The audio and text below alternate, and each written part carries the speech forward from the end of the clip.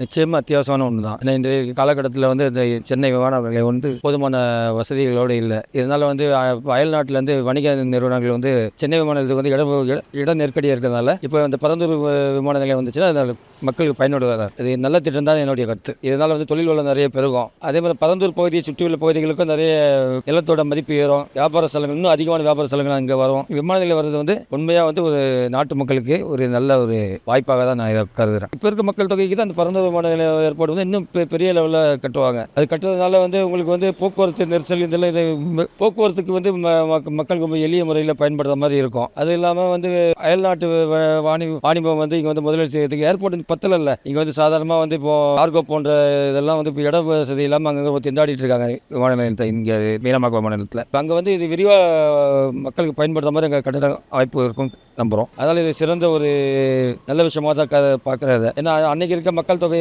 என்பது வேறு, இன்றைக்கு இருக்க மக்கள் தொகை என்பது வேறு. இந்த மக்கள் தொகைக்கு கணக்கீடு எடுத்துக்கிட்டு இப்போ அந்த விமான நிலையத்தை வந்து பெரிய லெவலில் கட்டும்போது இன்னும் தொழில் நிறுவனங்கள் நிறைய பெருகிறதுக்கான வாய்ப்பு இருக்கிறதா நாங்கள். பரந்தூர் வந்துருச்சுன்னா மேபி வந்து அங்கே இருக்க மக்களோட இது வளரும் பரந்தூர். ஓகேங்களா?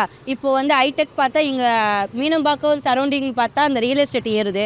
அங்கே இருக்க அந்த இடத்தோட வேல்யூ இன்க்ரீஸ் ஆகுது. மக்களோட பொருளாதாரம் வளர்ச்சி அடையும்.